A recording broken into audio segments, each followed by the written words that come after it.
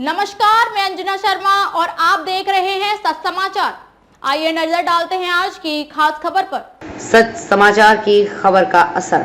कल ही काम्बोज समाज की आवाज उठाई थी। आज ही भाजपा नेता जगमोहन आनंद ने कहा, आचार संहिता खत्म होते ही आपका काम होगा। इससे पहले भी भाजपा काल में सारे काम हुए हैं और आगे भी होंगे। जानिए विस्तृत जानकारी।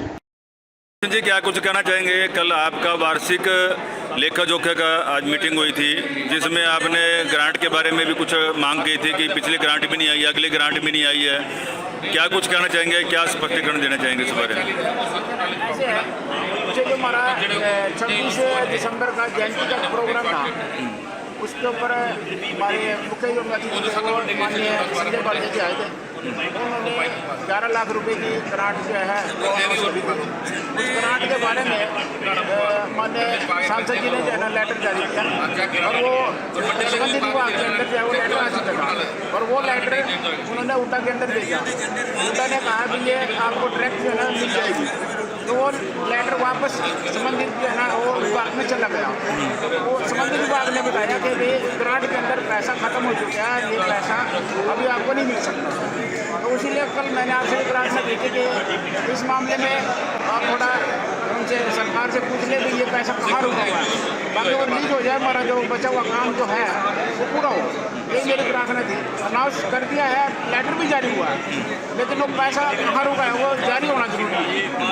ये मेरी गुजारिश है कि आप इसके बारे में थोड़ा सा करें। समाज तो नाराज नहीं है ना पार्टी के साथ? नहीं, समाज नाराज नहीं है। समाज के लिए पार्टी ने बहुत कुछ किया, बहुत कुछ किया है और चौक के आसपास बहुत काम हो रहा है। कुछ एक काम पेंडिंग वो भी हमने कल आपके नोटिस में डाले थे कि वो भी संबंधित अधिकारी जो है उनकी वजह से, ना कि सरकार की वजह से है। तो संबंधित अधिकारियों को थोड़ा सा निर्देश अगर जारी कर दें तो चौक के अंदर भी जो कमियां हैं, चाहे वो मूर्ति खंडित का है या उसका सौंदर्यकरण का है, वो काम भी पूरा हो सकता है।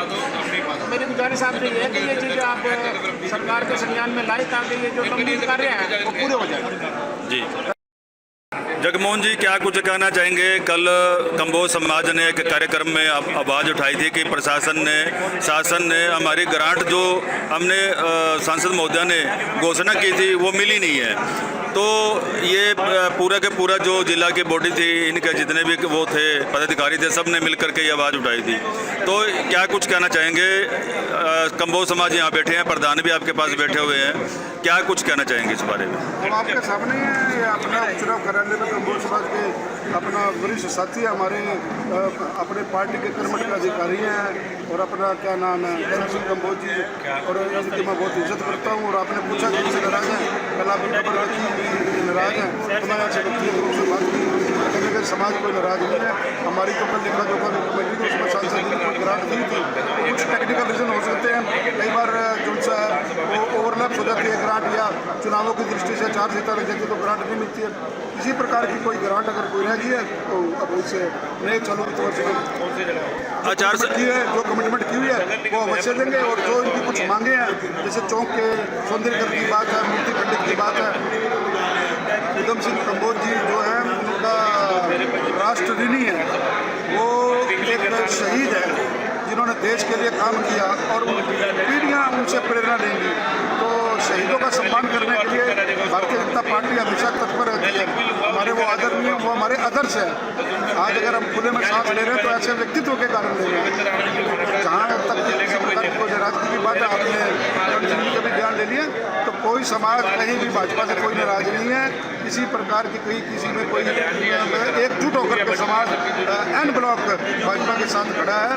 और जो कुछ छोटी मोटी कमियां होंगी या जो कोई उनकी मांगे होंगी वो समय रहते हम अपना अवश्य पूरी करेंगे।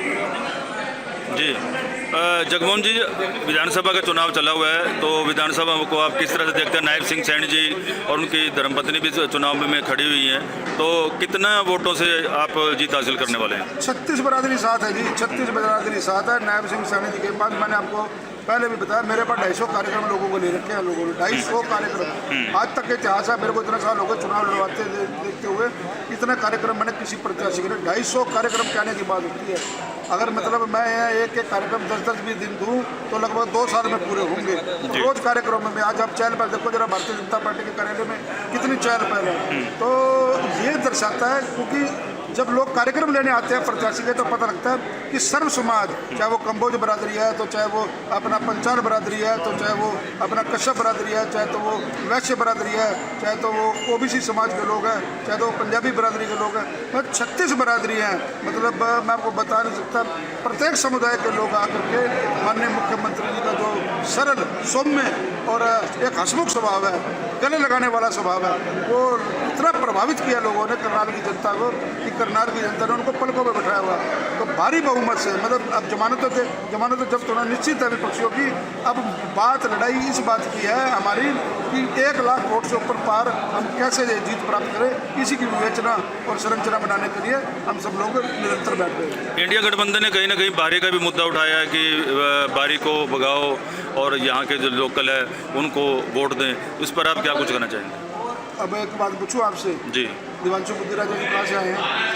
यही प्रश्न बारी है ना? बारी है। हमने कभी बारी कहा है उनको? नहीं। हरियाणा एक हरियाणवी एक हरियाणा में रहने वाले व्यक्ति कई सा चुनाव लड़ता है, उसमें बारी क्या है? हमने कभी बारी नहीं कहा। जो बारी कहता था खुद बारी होके आ गए। मेरी बात समझो ना, तो इसका क्या इन बातों में कुछ रखा है? व्यक्तित्व अच्छा है, कैडर अच्छा है। अगर हमें तो बना बनाया मुख्यमंत्री मिला, हमारे तो कर्नाटक का सौभाग्य है। जब मनोहर लाल जी के लिए वोट मांग रहे थे हम 2014 में, उनको यहाँ से विधायक चुना गया था, उसके बाद वो मुख्यमंत्री बने थे। अब तो मनोहर जी ने हमारे को बना बनाया मुख्यमंत्री दे दिया। हमने तो इधर वोट डालना, इधर मशीन पे बटन दबाना और अगले दिन 5 जून को जाकर उनसे काम लेने, जो रुके हुए काम है उनको तो अपना उन्होंने गोली की तरह काम करने। तो मेरा कहने का भाव है, कोई बारी नहीं, कोई अंदर नहीं, सब लोग राष्ट्र के लिए, हरियाणा एक हरियाणवी के लिए काम करते हैं। ये जात बरादरियों का और बारी अंदर का ये खेल कांग्रेस करते रहते हैं और इसमें कामयाब होने वाले नहीं है। इनका बाजा बच चुका है, आपस में इनका जूतम बाजार है, लड़ाइयाँ इनकी चरम है। अपन में एक का मुँह है, 6 कांग्रेस है, 6 कांग्रेस हरियाणा में। कोई शैलजा कांग्रेस, कोई चौधरी कांग्रेस, कोई यादव कांग्रेस, कोई हुड्डा कांग्रेस, कोई सुरजेवाला कांग्रेस। मेरी बात समझे ना आप? तो ये 6-7 गुटों में बटी कांग्रेस है। इनका क्या मुकाबला हमारे साथ? जनता के तो कोई बात नहीं करते, आपस में जूता बाजार बजा हुआ इनका। इंडिया गठबंधन भी तो टूट गया, कभी अलग जगह बढ़ गया, टूट गया। यहाँ कर लिया गठबंधन हरियाणा में, अब पंजाब में जाकर जूता बज गया। दिल्ली में गठबंधन कर लिया और जाके वेस्ट बंगाल में जूता बज गया। तो ये तो अपनी स्वार्थ के लिए गठबंधन करते हैं। प्रदेश की जनता या राष्ट्र की जनता के लिए इनको कोई सरोकार नहीं है। लोकसभा के लिए और उपचुनाव के लिए क्या कुछ अपील करना चाहेंगे जनता? बस आपके माध्यम से आपके व्यूअर से अपील करना चाहेंगे, आप भी पत्रकार हैं, आप भी 6 का साथ लेकर चलते हैं, आप भी भारतीय जनता पार्टी को वोट दें और लोगों में ये समाज में प्रेरणा दें कि भाई भारतीय जनता पार्टी को वोट दें, मोदी जी की नीतियों को वोट दें, मनोहर जी की नीतियों को वोट दें। अच्छे काम हम कर रहे हैं, अच्छे काम हमने अगर किए हैं, इन 9.5 साल में हम जनता के बीच में अच्छे कामों को लेकर जा रहे हैं। हमारे को इसलिए वोट दें ताकि हम हरियाणा को और डेवलपमेंट कर सकें, देश को और डेवलपमेंट कर सकें। नरेंद्र मोदी जी के नेतृत्व में हमारा राष्ट्र और परम वैभव तक जाए, ये हमारी अपील है आप लोगों से। Thank you sir.